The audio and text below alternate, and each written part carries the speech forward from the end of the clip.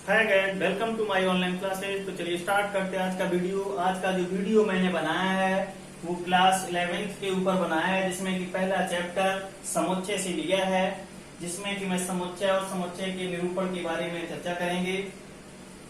तो आइए शुरुआत करते हैं। समुच्चय समुच्चय क्या है? सुपरिभाषित संग्रह को समुच्चय कहते हैं।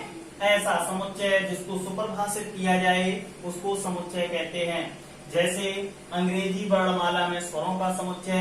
अंग्रेजी वर्णमाला में जो स्वर हैं वो 5 हैं। गिने चुने हुए अक्षर हैं जो कौन कौन हैं? ए, ई, आई, ओ, यू। वॉवेल्स हमने इसलिए बी से प्रदर्शित किया है। वी फॉर वॉवेल्स, वॉवेल्स स्वर कहते हैं। ए, ई, आई, ओ, यू।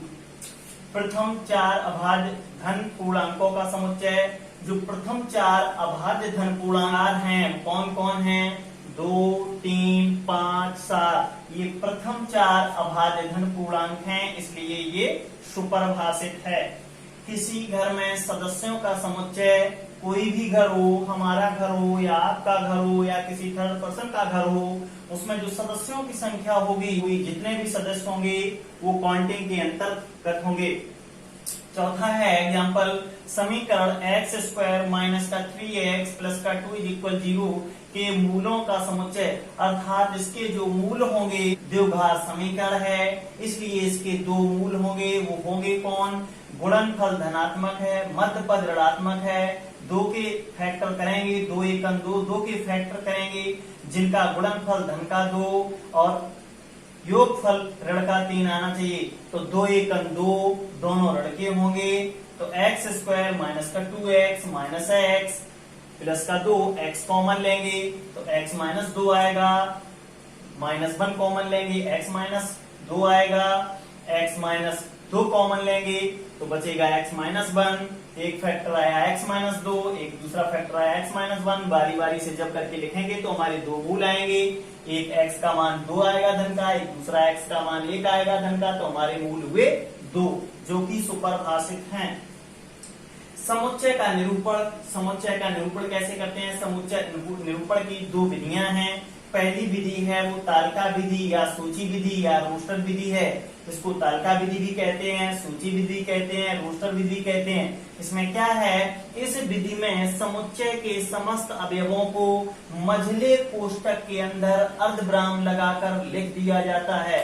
जो ये हमारे 1 एग्जाम्पल से लेकर 4 एग्जाम्पल तक जो हमने लिखे हैं, ये हमारे तालिका विधि या सूची विधि या रोस्टर विधि का पालन करते हैं। हमारे 4 एग्जाम्पल हैं ये तालिका विधि के हैं। इसमें कहा गया है कि इस विधि में समुच्चय के समस्त अवयवों को मझले कोष्टक के अंदर अर्धविराम लगाकर, जो कि हमारे ये लिखे गए हैं, लगाकर लिख दिया जाता है। तो दूसरा क्या है? गुण विधि। गुण विधि या समुच्चय निर्माण विधि, इसी को गुण विधि कहते हैं और इसको समुच्चय निर्माण विधि भी कहते हैं। इसमें क्या होता है? इस विधि में अवयवों के उस गुण विशेष को दर्शाया जाता है। इस विधि में अवयवों के उस गुण विशेष को दर्शाया जाता है जो समुच्चय के समस्त या सभी अवयवों में होता है। अर्थात इस विधि में ऐसे गुण को दर्शाया जाता है जो वो प्रत्येक अवयव के अंतर्गत होता है।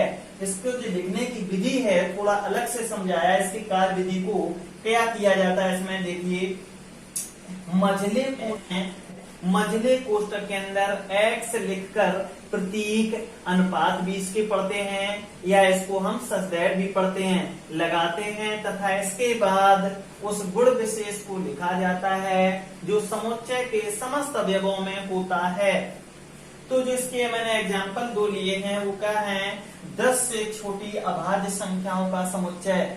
तो 10 से छोटी अभाज्य संख्याएं हैं, सुपरिभाषित संग्रह है। इसको मुझे समुच्चय निर्माण विधि से या गुण विधि से लिखना है।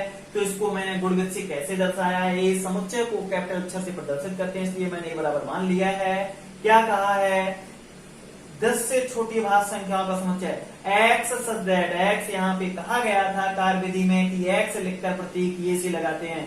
तो x दैट x एक अभाज्य संख्या है। फिर क्या कहा गया था, ऐसे गुण को दर्शाया जाता है तो समुच्चय के समस्त अवयवों में होता है। तो समस्त अवयवों में क्या है कि यह अभाज्य संख्या है। तो वही यहाँ पे कहा गया है कि x दैट x एक अभाज्य संख्या है, अर्थात जो संख्याएं हैं वो सभी की सभी अभाज्य हैं, अर्थात जो प्रत्येक सदस्य में जो गुण विशेष गुण है वो अभाज्य संख्या है। वही दर्शा दिया गया है कि एक अभाज्य संख्या है जो 10 से छोटी है, और मझले कोष्टक में बंद कर देंगे।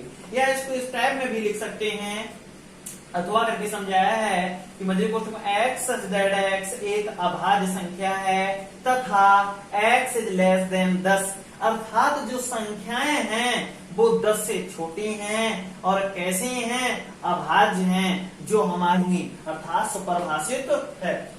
दूसरा एग्जाम्पल है भारत के सभी नागरिकों का समुच्चय। तो अर्थात इसमें कहा गया है जो नागरिक हैं वे भारत के हैं, अर्थात जो गुण विशेष है वो क्या है कि नागरिक सभी भारत के हैं। तो वही कहा गया है x दैट x एक भारत का एक नागरिक है, x दैट x भारत का एक नागरिक है। हमने कहा था कि मझले कोष्टक के अंदर x लिखकर x लिख दिया, प्रतीक ये लगाते हैं, लगा दिया x दैट x, और फिर उस गुण को दर्शाते हैं जो समस्त अवयवों में होता है। समस्त अवयव अर्थात सदस्य कैसे हैं, नागरिक हैं भारत के।